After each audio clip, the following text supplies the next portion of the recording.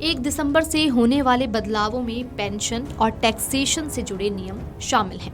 नए महीने में पेट्रोल, डीजल और एलपीजी जैसे ईंधनों की कीमतों में बदलाव हो सकता है। ये बदलाव आम आदमी की जेब और उसके बजट पर सीधे तौर पर असर डालते हैं। साल खत्म होने से पहले दिसंबर की शुरुआत आपके पैसों, बचत और बजट पर सीधा असर डालने वाली है। साथ ही कौन कौन से काम आपको निपटा लेने चाहिए, आइए आपको बताते हैं। नवंबर का महीना लगभग खत्म हो गया है।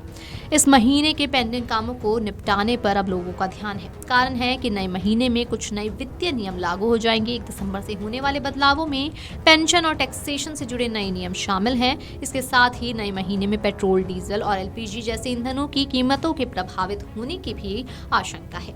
ये बदलाव आम आदमी की जेब और उसकी बजट पर सीधे तौर पर असर डालते हैं। तेल कंपनियां हर नया महीना शुरू होने से पहले पेट्रोल, डीजल और एलपीजी जैसे ईंधनों की कीमतों में की समीक्षा करती हैं। कई बार उनकी ओर से अहम बदलाव भी किए जाते हैं। अगर ऐसा होता है तो लोगों की जेब पर इसका सीधा असर पड़ेगा।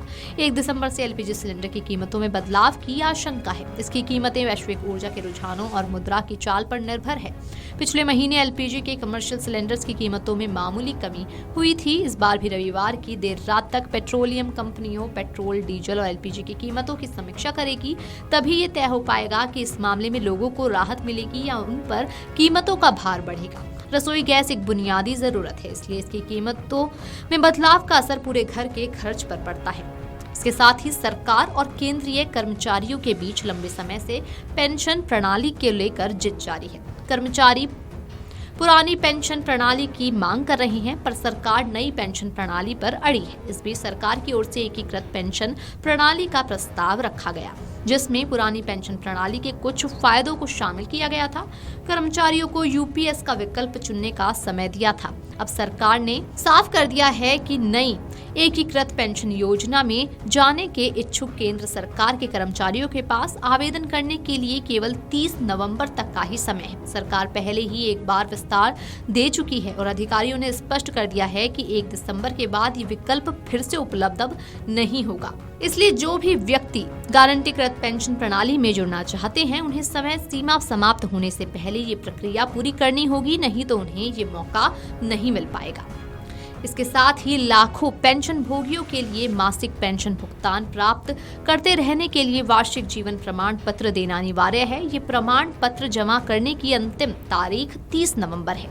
यदि इस समय पर जमा नहीं किया गया तो पेंशन भुगतान अस्थायी रूप से रोका जा सकता है। इसलिए 30 नवंबर तक लाइफ सर्टिफिकेट जमा करना जरूरी है। पेंशन भोगी डिजिटल रूप से भी जीवन प्रमाण पत्र जमा कर सकते हैं। वे अपनी बैंक शाखा या डाकघर में खुद जाकर भी लाइफ सर्टिफिकेट जमा कर सकते हैं। प्रमाण पत्र के सत्यापन के बाद ही पेंशन का भुगतान फिर से शुरू होगा। साथ ही आयकर से जुड़ी कुछ महत्वपूर्ण फाइलिंग के लिए भी 30 नवंबर आखिरी तारीख है। इनमें धारा 194 IA, 194 IB, 194 M और 194 S के तहत अक्टूबर में की गई कटौतियों के लिए TDS का विवरण देना भी शामिल है। ट्रांसफर प्राइसिंग आवश्यकताओं वाले करदाताओं को भी धारा 92E के तहत अपनी रिपोर्ट 30 नवंबर तक ही जमा करनी है। बहुराष्ट्रीय समूहों से जुड़ी भारतीय संस्थाओं के लिए फॉर्म 3CEAA दाखिल करना अनिवार्य है। इसकी अंतिम तारीख भी 30 नवंबर है। इन समय सीमाओं को पूरा न करने पर लेट फाइन और जुर्माना लगाया जा सकता है। साथ ही आपको बताते चलें कि भारतीय स्टेट बैंक जल्द अपनी M कैश सेवा को बंद करने जा रहा है। बैंक ने घोषणा की है कि M कैश के जरिए पैसे भेजने और क्लेम करने की सुविधा 30 नवंबर 2025 के बाद उपलब्ध नहीं होगी। SBI ने ग्राहकों को सलाह दी है कि वे डिजिटल भुगतान के लिए अब अन्य विकल्पों जैसे कि UPI, IMPS, NEFT और RTGS का उपयोग करें। वीडियो डेस्क अमरुजाला.com। अगर आप ये वीडियो YouTube पर देख रहे हैं तो हमारे चैनल को सब्सक्राइब कर बेल आइकन दबाएं और Facebook पर देख रहे हैं तो हमारे पेज को लाइक करें।